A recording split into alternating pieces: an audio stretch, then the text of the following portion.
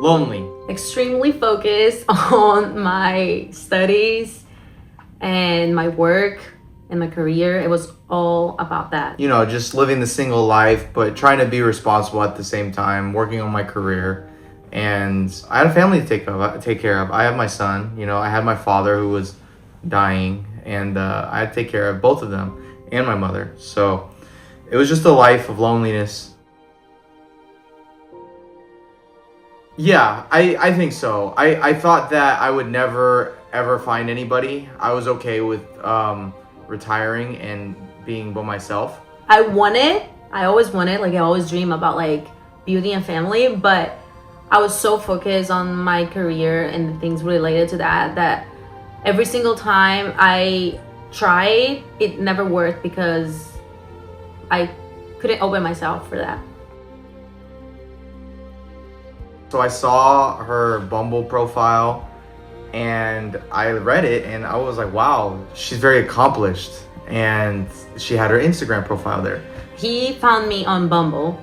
He saw my profile and went on Instagram and sent me a voice memo. Hey, Minata, eu sou gringo. So I went right after the Instagram profile and I said, hey, eu sou gringo que fala português. Olha eu. Like, go out with me. And she went out with me. Yeah, sushi date. Beautiful, likes to talk, not afraid to talk, and it was easy to connect with her. My first impression was that he was a very like serious man. Like he had great conversation. We talked for 2 hours so easily, and then he wanted to go home. I was frustrated with that because I wanted to stay talking to him more, and then he just wanted to leave. Nothing exciting. Didn't even hold her hand for 3 dates. Like, and then after 3 dates, we went like, I think 8 to 9 months without talking to each other, so. Our first date was right after he messaged me on Instagram, like 2 days after, maybe the first day, I don't know. I don't remember exactly, but after we had a good conversation on Instagram, he was like, okay, so do you want to go out with me? And I was like, yeah. So he took me to a sushi place, and that's when we had this very long conversation that was awesome, but then he wanted to leave after 2 hours. No, never, absolutely not. It became serious right before a deployment where I said I'm going on this deployment single. No.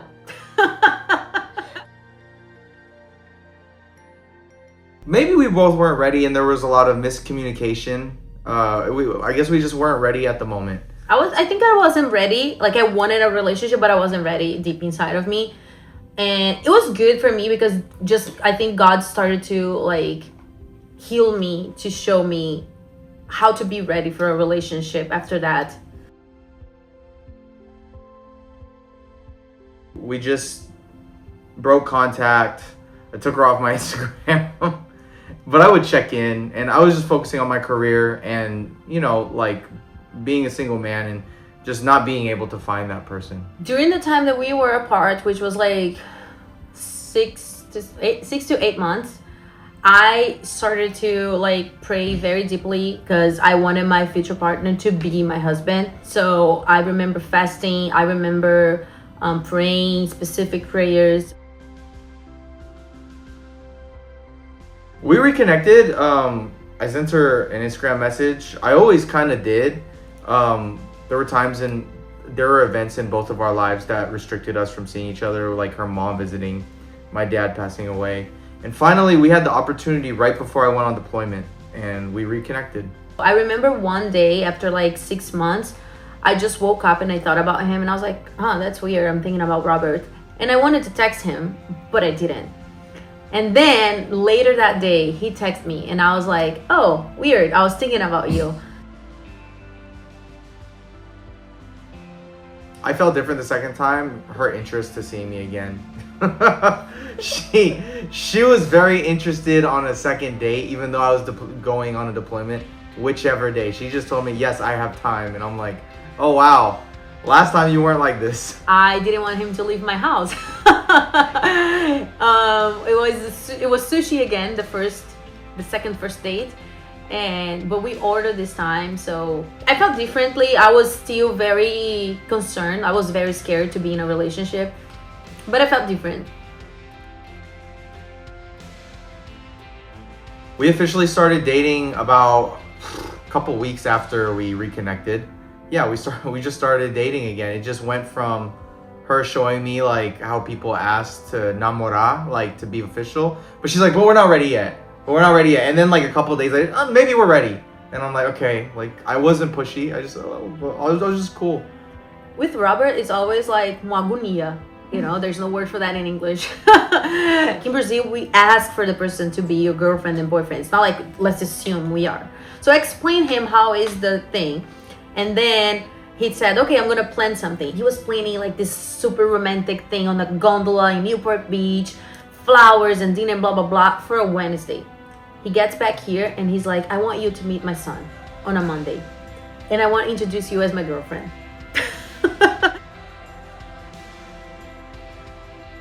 After I went to a wedding without her. So I went to a wedding in Georgia.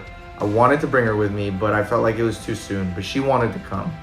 And I said, well, we're not even official yet. So I'll just go. But then we were still talking. And, you know, I knew then. I think it was like little by little. I don't think I have, like, maybe I have one day in mind, but it grew from the moment that like I saw him as a father with his son. The feelings of being in love were like, oh wow, and I started to admire him even more. And then the amazing date that he did to ask me to be his girlfriend on the gondola, was like, oh my gosh, this whole thing's happening the same week, like a Monday, a Wednesday, and then a Friday, when I left to Brazil to visit my family. And I thought I would never see him again until February, and that was October. Before I went to Brazil, I was like, oh my gosh, I'm in love. And yeah. I said I love you first. She wouldn't say it unless I said it first. He said I love you first. I never say anything first. The day before I went to Brazil, we were hugging each other, and I said, well, you never said you love me. What am I supposed to say? And he said, I said it already. And I was like, no, you didn't. And then he looked at me and he said, I love you. And then I was like, I love you too. Trip to Italy. It was the best trip of my entire life. He made my dream trip. Like, I always dream about going to Italy, and he made even more memorable. Every single day, every single adventure that we had over there was amazing, and we can't forget. Like, every time we talk about it, it's like, wow. Together, it was definitely the gondola ride. The deployment was like, and I hope it was the first and the last big challenge of our lives, because I can't take this anymore, Robert. When I asked her if she wanted me to go to Italy, because I was supposed to go to my ship, but the day I was gonna go to my ship, she was going from Brazil to Italy, and I said, well, you know, why not? Like, you want me to come? She said yes, and then 5 minutes later, she said no.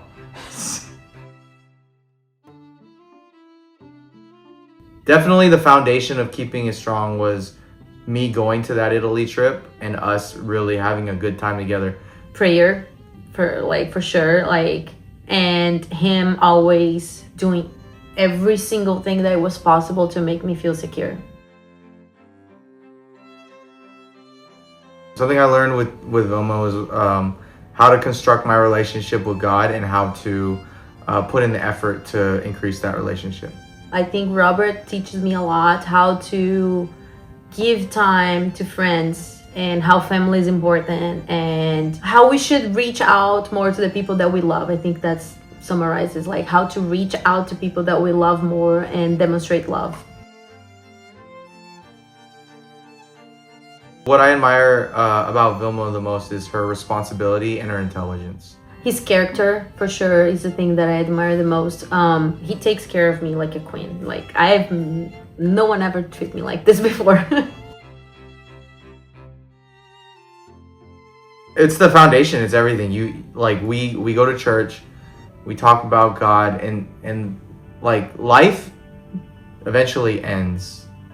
What's the goal after that? So the goal is to, you know, be together when we leave and just live a good life and follow what God has done and Jesus has put forth for us to follow.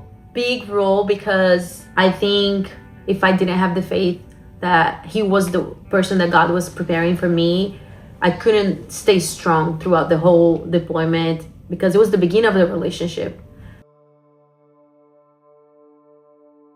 In Italy, when he asked me, the first time he asked me without the ring.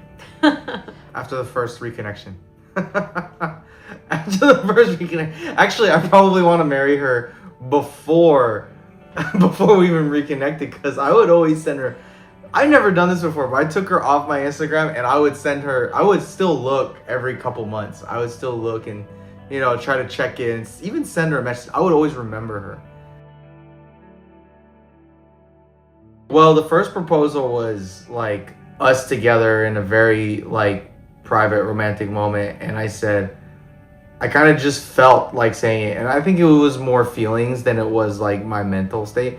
I said like, I want to spend the rest of my life with you. And then she like looked at me and she said like, I do too. That wasn't the official proposal though. The official proposal was in St. Thomas. Well, when he proposed it for the first time in Italy, I was like, oh my gosh, he's crazy. When he actually proposed to me, I knew it was going to happen. We were talking, we were already making plans for the future. So. Oh, what makes our relationship work is just our ability to communicate what we're feeling. Sometimes it takes a while. We both make a lot of effort to have the best communication possible. Like we always try to like go to the roots of the problem, even though sometimes it takes like 2 hours to do that, but we still do it. Oh, just spending the rest of my life with her, constructing a family. That's what I'm most excited about the marriage. Building a family, the family that I always dream about, and like having kids. What am I excited about the wedding? The first time I'm going to see her in that dress. That's what I'm excited about. I'm excited about seeing everything ready. I'm sure this is the answer that we're gonna have differently. I'm excited. Excited to see everything ready, and also like for sure the moment that we become one. That's for me what I'm like looking for the most, is the moment that we're gonna be on our knees as two people, and then we're gonna stand up as one person. My dream is to have the dream house and the 3 kids that we're planning on having, plus Johnny, so it's 4. My dream of our future together is to give her as many kids as I can and to have a big family and just have it be a big mess, and for us to work together to construct like the best future for everybody. Babe, I love you so much. You know that you are my best decision, my best choice. I have no doubts that I chose the right person to be my partner, to be my man, to be my lover, to be my husband, to be the father of my kids. You are for sure the best for everything, and I love loving you and being loved by you. Vilma, we just got back from Brazil. I just met your family, and they are as crazy as you say they are. The craziness, with all the craziness and the craziness of my family, there's still no doubt in my mind that I want to build this life with you and to construct a family with you and to serve God with you.